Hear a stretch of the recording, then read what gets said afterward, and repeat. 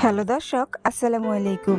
আজ আবারও হাজির হয়ে গেলাম আপনাদের মাঝে সামান্য কিছু উপকরণ দিয়ে নরম গরম ফুলকো পুয়া পিঠা তৈরির সহজ রেসিপি নিয়ে। সকাল কিংবা বিকেলের নাস্তায় ঝটপট এই পিঠার রেসিপিটি আপনিও চাইলে বাসায় তৈরি করে নিতে পারেন। আর এভাবে পুয়া পিঠা তৈরি করলে খেতে এতই ভালো লাগবে যে নিমিষেই নাস্তার প্লেট খালি হয়ে যাবে।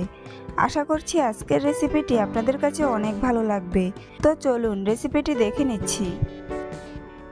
এই রেসিপিটি তৈরি করার জন্য প্রথমে আমি একটি মিক্সিং বোলে নিয়ে নিচ্ছি একটি ডিম।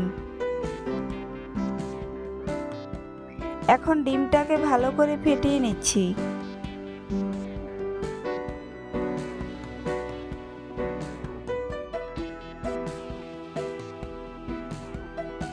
ডিম ফেটানো হয়ে গেলে এর মধ্যে দিয়ে দিচ্ছি হাফ চা চামচ পরিমাণ লবণ। এরপর দিয়ে দিচ্ছি হাফ কাপ পরিমাণ চিনি। এখন চিনি আর লবণকে ডিমের সাথে ভালো করে নেড়েচেড়ে মিশিয়ে নিচ্ছি।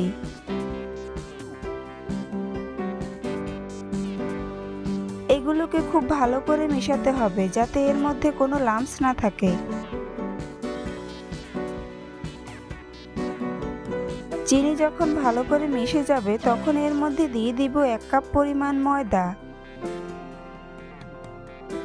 এরপর দিয়ে দিচ্ছি 1/3 কাপ পরিমাণ চালের গুঁড়া।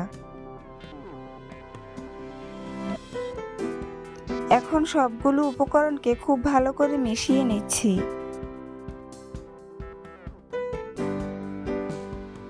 যেহেতু পিঠার ডোটা পাতলা হবে তাই আমি এখন এর মধ্যে পানি অ্যাড করে নিচ্ছি। পানিটা একবারে দেওয়া যাবে না, অল্প অল্প করে পানি মিশিয়ে আমি এখানে পিঠার জন্য একটি পাতলা ডো তৈরি করে নিব। আমি এখানে প্রায় 1.5 কাপ পরিমাণ পানি ব্যবহার করেছি।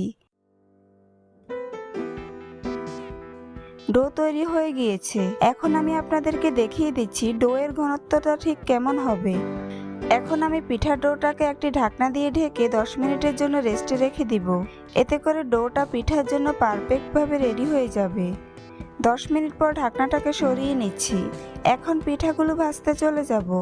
তাই চুলায় একটি প্যান বসিয়ে পর্যাপ্ত পরিমাণ তেল গরম করে নিচ্ছি।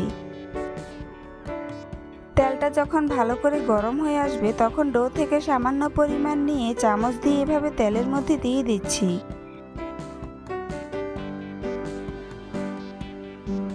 পিঠার যখন এক পাশ হয়ে আসবে এবং ফুলে উঠবে তখন এটাকে উল্টে দিচ্ছি। আপনারা দেখতেই পাচ্ছেন পিঠাটা খুব সুন্দরভাবে ফুলে উঠেছে। ডোয়ের যে অংশগুলো তেলের মধ্যে ছিটকে গিয়েছে সেগুলোকে ছাঁকনি দিয়ে ছেঁকে তুলে নিব, না হলে এগুলো পুড়ে যাবে এবং তেলের মধ্যে থেকে পোড়া পোড়া একটা গন্ধ আসবে। এতে করে পিঠার স্বাদটা নষ্ট হয়ে যাবে।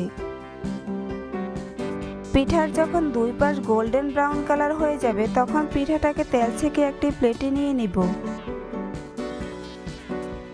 একইভাবে বাকি পিঠাগুলোও ভেজে নিব। তাই তেলের মধ্যে একইভাবে চামচ দিয়ে পিঠার ডো দিয়ে দিচ্ছি। মনে রাখতে হবে পিঠাগুলো ভাজার সময় অবশ্যই চুলার আঁচ লো হিটে রেখে ভাজতে হবে, কারণ হাই হিটে রেখে ভাজলে পিঠাগুলো পুড়ে যাবে।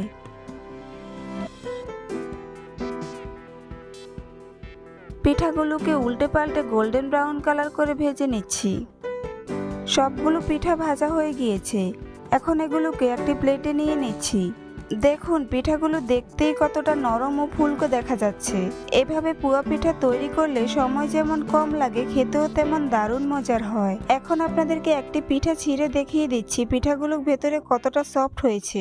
এই পিঠার রেসিপিটি আপনারা বাসায় একবার তৈরি করে খেলেই বুঝতে পারবেন পিঠাগুলো ঠিক কতটা মজার হয়েছে। আশা করছি আজকের রেসিপিটি আপনাদের কাছে অনেক ভালো লাগবে। ভালো লাগলে অবশ্যই একটি লাইক দিবেন। চ্যানেলটি সাবস্ক্রাইব করার অনুরোধ রইল। আজ এখানেই বিদায় নিচ্ছি। সবাই অনেক ভালো থাকবেন। আল্লাহ হাফেজ।